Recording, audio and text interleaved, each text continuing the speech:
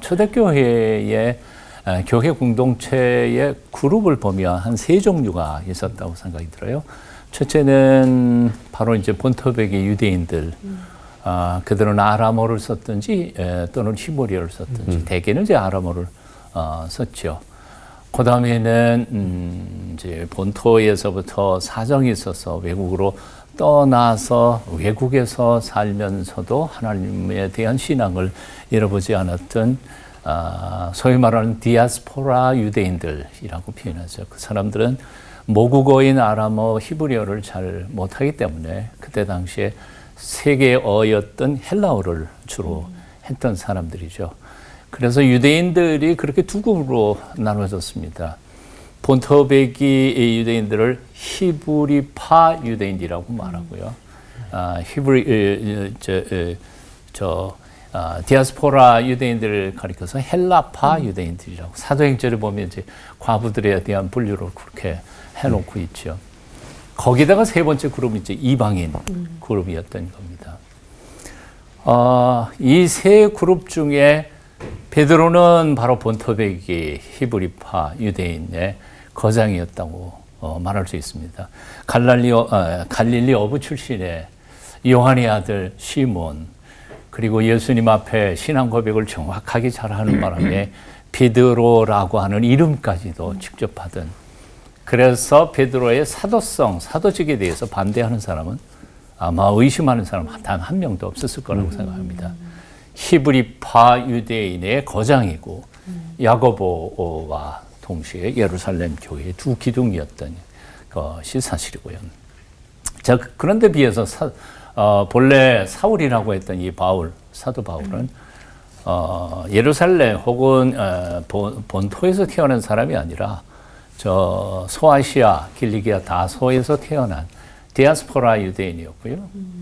그러나 한 10대쯤 중반에 예루살렘으로 유학을 와서 돈이 조금 있었으니까 가말리엘이라고 하는 전 율법 선생님 밑에서 율법을 제대로 배운 학자이고, 그래서 율법에 정통할 뿐만 아니라 율법을 열정적으로 삶 속에서 지켜 행하려고 했던 바리새인이었으니까 바리새인 중에 바리새인이고 율법 학자 중에 학자였던 거죠. 유학파인 셈입니다. 그러니까 이 본토백이 히브리파 유대인의 거장이었던 이 베드로에 비해서 사실 디아스포라 유대인, 헬라파 유대인의 지도자였던 바울에게는 약점이 있었던 거죠. 약점이 뭐냐 하면 예수님 살아생전에 사도 바울이 예수님을 봤을까? 성경에 기록이 없어요. 아마도 제 심작에는 예루살렘에서 율법을 공부하고 있었기 때문에 여러 번 마주치면서 봤을 거라고 생각이 들어요. 그럼에도 불구하고 분명한 것은 예수님 살아생전에 예수 그리스도를 믿었거나 신앙을 가진 흔적은 전혀 없는 게 확실하죠. 왜냐하면 예수 믿는 사람들을 핍박하고 참수 고문했던 앞장섰던 사람이니까. 자, 그랬던 사람이 다메섹 도상에 가면서 부활하신 예수 그리스도를 만났다고 주장하는데 그게 어떤 객관적인 사실이나 이런 것이 증명되기보다는 주관적인 사건이었고 거기에 있었던 몇 사람들의 주장이니까 의심하기 시작하면 누구든지 그걸 걸고 넘어져서 의심할 수밖에 없었던.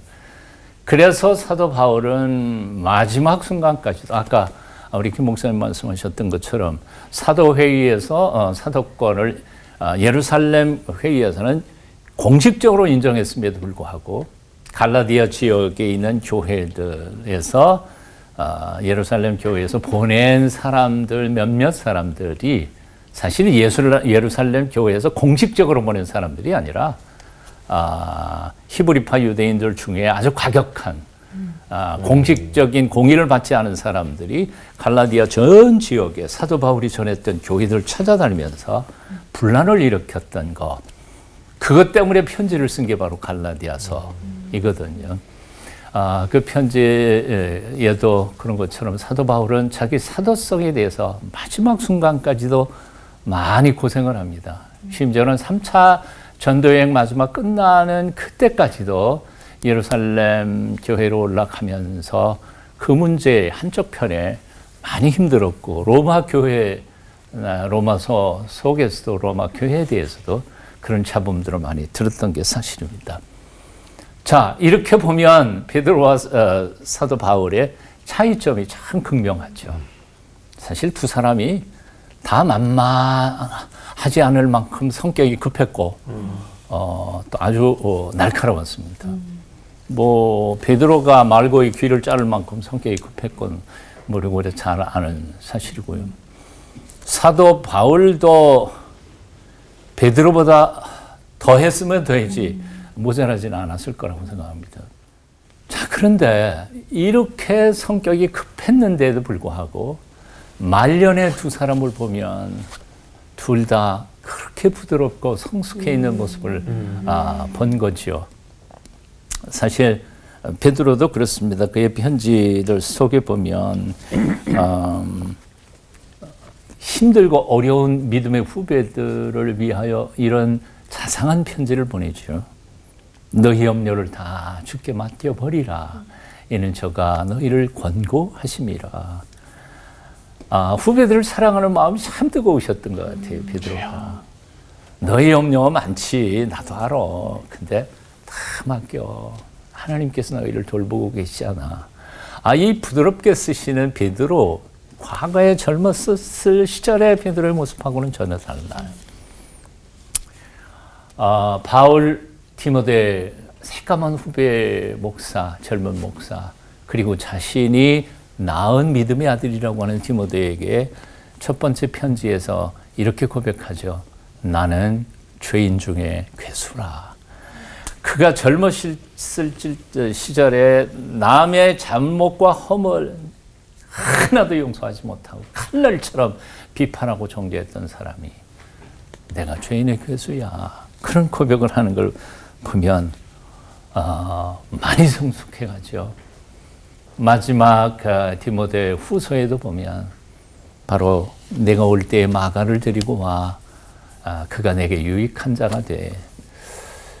마가에게 젊은 시절에 했던 그 아픈 자신의 잘못과 허물을 기억하면서 유익한 청년, 유익한 일꾼으로 자란 마가를 격려하기 위해서 꼭 나 죽기 전에 그 친구 보고 죽었으면 좋겠다. 편지를 써가는 것을 보면 베드로나 바울이나 세월이 지나가면서 이렇게 곱고 또 부드럽고 멋진 모습으로 성숙해 갔다는 게 얼마나 아름다운지 모르겠습니다.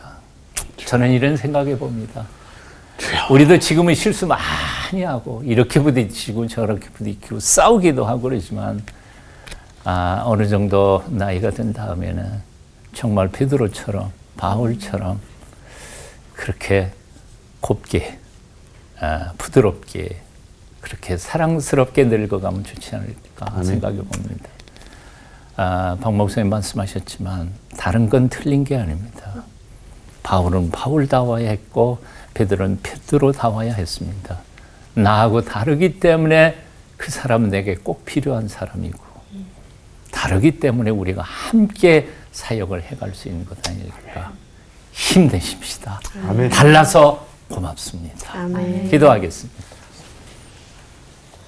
우리를 다르게 지어주신 하나님의 전능하신 경륜과 섭리를 찬송합니다. 아멘.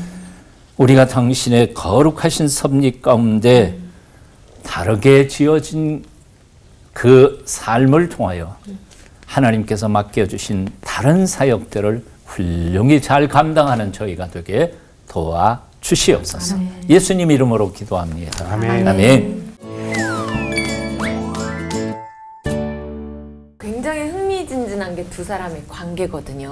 이 베드로와 사도 바울이 한 식탁에서 부딪혔다고 성경에 나오잖아요. 네. 그것만 보더라도 그 둘 사이의 관계가 얼마나 많은 사건들이 있고 상황들이 있었는지 이제 추측을 할 수 있는데 서정호 목사님, 이 두 사람이 어떤 사건으로 부딪히고 어떤 계기로 풀리면서 관계가 이렇게 돈독해졌을지 두 사람의 만남과 동역 그리고 마지막이 궁금합니다. 사실 사도행전이나 바울 서신이나 또 베드로 전후서 이것들을 살펴봐도 데이터가 그렇게 충분히 많지는 않은 것 같아요. 그러니까 두 사람이 언제 어떻게 어디에서 만났느냐 하는 자료들을 찾아보기가 그렇게 쉽지는 않습니다. 대충 짐작해보면 그저 성경에 나오는 자료로만 한다면 한 2번 정도가 있었지 않았을까. 뭐 그 이상도 굉장히 많이 만났을 것이지만 이제 성경에 나오는 기록은 그 정도가 아닐까. 아까 우리 김 목사님 말씀하셨던 것처럼 예루살렘 사도회의 때에 사도 바울이 안디옥 교회의 지도자들 데리고 가서 이방인 선교 문제에 대해서 사도회의 결정을 기다리고 갔던 시절, 그건 분명히 만났을 거고, 그 다음에 이제 그 이전이라고 한다면 아마 사도 바울이 아라비아 갔다가 3년 후에 유력한 자들을 만났다 그랬으니까 뭐 그때도 한 번 만났을 거라는 생각이 들고요. 그러면 한 3번쯤 되겠네요. 그 다음에 안디옥 교회에 베드로가 내려갔던 것 같아요. 갈라디아서 2장에 있는 말씀 보면 바울이 베드로가 안디옥 교회에 와서 이방인들과 식사하는 중에 야고보가 보낸 사람들이 오니까, 그건 이제 야고보가 예루살렘 교회의 기둥이었으니까 아마 예루살렘 교회 지도자 중에 몇 사람이 이제 안디옥 교회에 왔겠죠. 근데 오니까 그만 화들짝 놀라서 이방인들과 식사하던 자리에서 도망가는 의식하는 행위를 보였다 하는 게 사도 바울의 주장이었고, 대놓고 그래서 책망을 했다 하는 얘기였으니까 아마 한 3번 정도는 나왔을 것 아닐까 하는 생각을 해봅니다. 대충 두 사람의 관계를 조금 정리를 해본다면 이렇게 판단할 수 있을 것 같습니다. 베드로는 통이 큰, 작은 실수는 하지만 아주 통이 큰 지도자로 자기를 갈구는 사람도 품어줄 수 있는 귀한 일꾼이었고, 바울은 율법적인 날카로운 직관과 비판력, 논리적 사고를 가지고 대들고 그러면서 추호의 용서도 없는 그 논리를 가지고 편지를 쓰면서 초대교회의 신조, 교리의 대부분을 바울 서신을 통해서 나타났으니까 하나님께서는, 우리로 말하면 이제 우리 머리가 2개잖아요. 쫙 하면 좌뇌 우뇌인데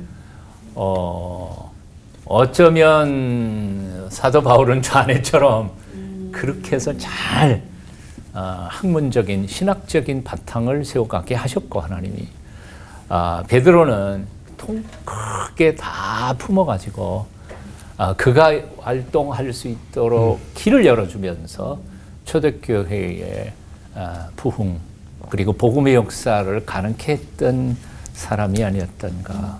두 사람이 그렇게 협력해가지고 위대한 초대교회의 역사를 이뤄냈다는 생각이 듭니다.